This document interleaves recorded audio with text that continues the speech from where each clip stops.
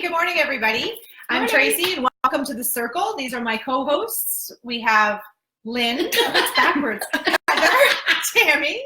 That's cool. I've probably done that wrong so many times. Today, we want to talk to you about success. And is success all about the money? You know, as we get into life and we're entrepreneurs and we're doing things we love, that financial piece of it can be kind of interesting. Mm-hmm. So how do you define success? Mm-hmm. And how does money play into that for you? Is the focus money for you, or are there other ways that your business or your life creates that success for you that doesn't have anything to do with money? This is such a good topic because some people might resonate with some of it, and some people might kind of like hit a nerve. Yeah. You think? Because who wants to go first? Well, for me, I mean, I measure success in many elements, but I talk to people all the time and saying that success isn't always about the money. Now, ultimately, it is what will happen in the end. Mm-hmm. If you set your goals and as a result, right, you make money. Mm-hmm. So in the end, yes, it comes down to money. But for me, it's, every step I take, right, is successful. So, if I go and I'll give you actually a perfect example. I did a workshop for Georgina Trades. And how do I know I'm successful? They called last week twice and booked me for 2 more days. Mm-hmm. So that's success to me. That means that whatever I did in that workshop was attractive enough or had people asking for it, they've now hired me to come back. So that's success, right? So but ultimately leads to money because they're paying me for it. Right. So, and it's interesting, like from my perspective, when I came out of MBA school, I was all about the money. Mm-hmm. I was like, CEO or bust, how much money can I make? I was looking to my next promotion. It wasn't just what am I doing now? What can I do next? And how big can this go? And where can I get to? And where's that corner office for me? But what was really interesting is when I got there and I had that money and I had the title, I didn't feel successful because I wasn't happy. I wasn't fulfilled. I wasn't doing what I loved. Mm-hmm. And that's what was the catalyst for me to change my whole career plan.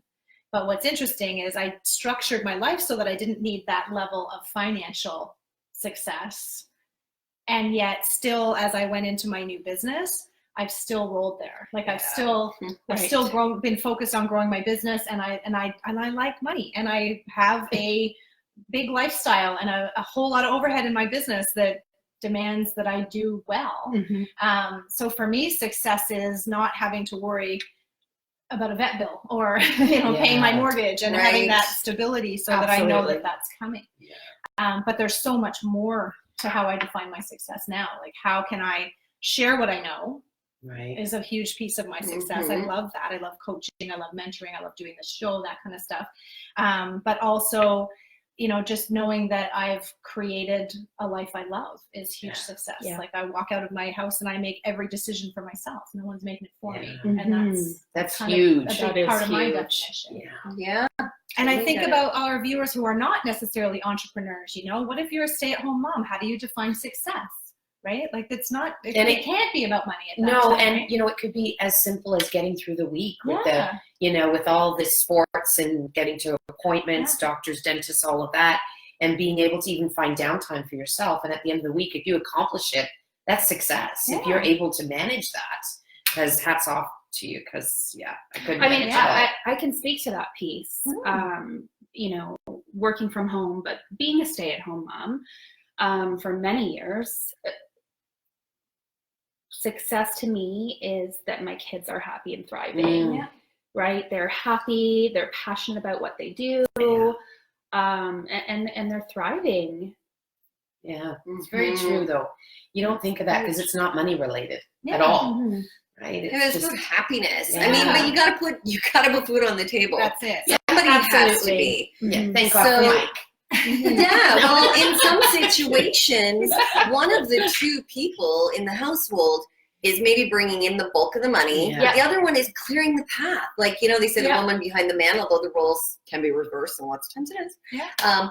But, clearing that path for everything else to happen in your family, that you're not miserable and short with each other and all that. I mean, that's a success too. I've stepped back from things too that, there might have been more money in it and more possibility for money, but I was suffering myself. Yeah. So that wasn't really successful for anybody.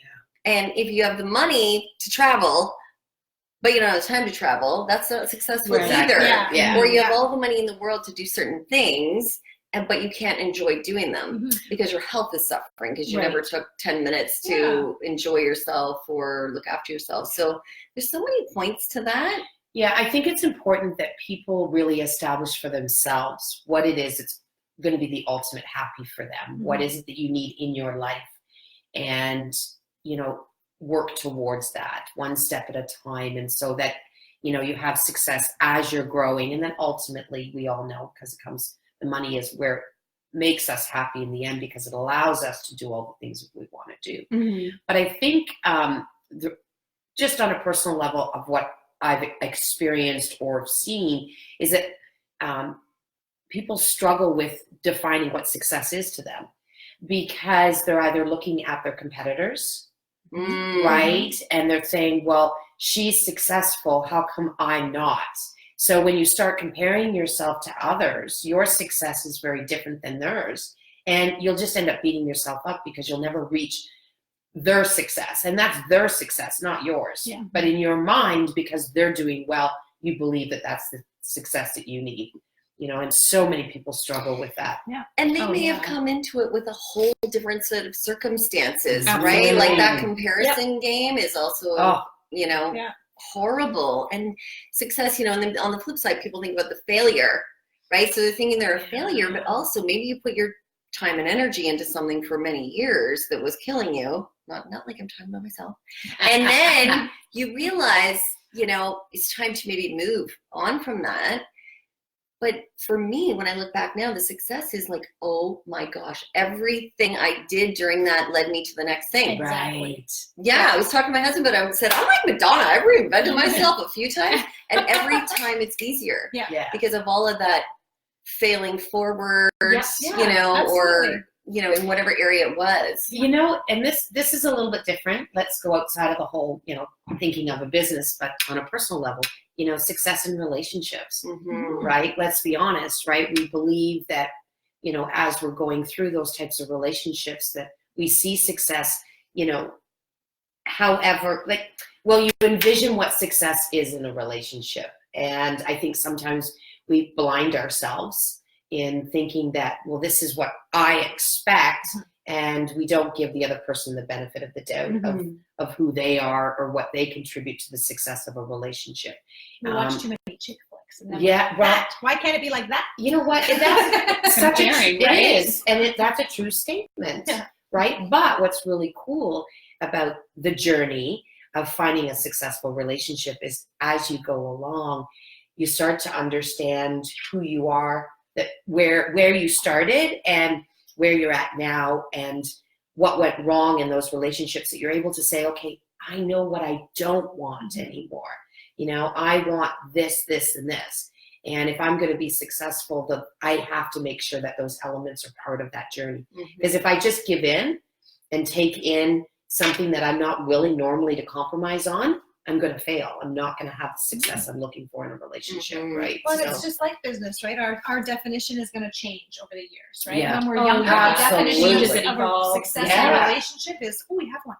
Like, you know.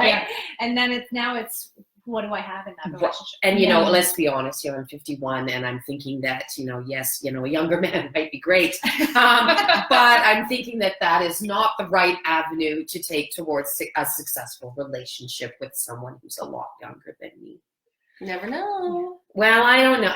You know what? But from a comfort level, so I will be putting myself into a situation that I'm not comfortable with. So then the relationship is never going to work. Yeah. Right. So I think just really it comes down to really understanding in all elements of your life, what is it you truly want?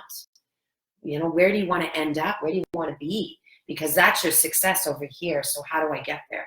And what are the things I need to do to get there? Who's got a tip on how somebody watching could sort of work through that for themselves? Well, I think that is the biggest tip, is what does success mean to you? You know, we have a saying with horse racing is they wear blinders so they can focus on their own race. And what great advice for all of us, right? And it's really being able to look at yourself and say, what intrinsically do I need to consider myself successful? And if that is linked to what someone else is doing, you haven't found it yet. Because, you know, That's certainly wise. for myself, when I came out of school, every MBA is climbing the corporate ladder. That's what it does. It creates a competitive environment, and you're like, wow, I better do better than my class, right? I want to be better than whoever I just graduated with, and what are they doing, and where am I in relation to that? But once you get comfortable in your own self and understand like what matters to you, What are your strengths? what are your strengths? What are your goals? You know, my definition of success when I first started my business was to be able to at least replace my corporate income so I could do it full time. And then when it came to the point where I could do it full time, my goals and my definition of success became, now how do I wrap a life around that so I can really indulge in what I've created? And that's been my last year, was creating work-life balance in a world where I control it, but can get out of hand because I love my work. So do you filter that same philosophy then in your personal life? Mind you, yours really integrates. Your business and personal is very integrated. I'm one big naughty mess. But do you have some Mm-hmm. personal success goals that you're working on for yourself? Yeah, for sure. And the challenges while having just like been building a business for 6 years is that doesn't get the focus that it should, right? And I own that for sure. And my husband's the same. Like he's building his home building business, so we've both had our eyes elsewhere. So we have to make sure we come together at the times that matter, and we're there for each other when it matters. But also we schedule time together, and you'd have to. And we buy sheep, so we have this joint crazy project. And we do stuff like that. So we will manufacture reasons for us to work together in our little world, right? So because a few decades from now, we won't be focusing on working and making more money. Hopefully we've set ourselves up nicely, but it's going to be about our relationships later. And then you're like, oh, I was successful at that, but now I'm alone or I'm miserable. And that's what I'm trying to balance, right? I'm trying to balance both. Pile of money all by themselves. I want to have both success in personal with regards to relationships and in my business, you know? So sure. Anything else, it's not Heather? easy. No, I think it's simple. It boils down to the fact that success looks different for all of us. Yeah. And I think that people need to, you know, look inward and understand that that's the truth of it. It's going to look different for me than it is for you, than it is for you, than it is for you.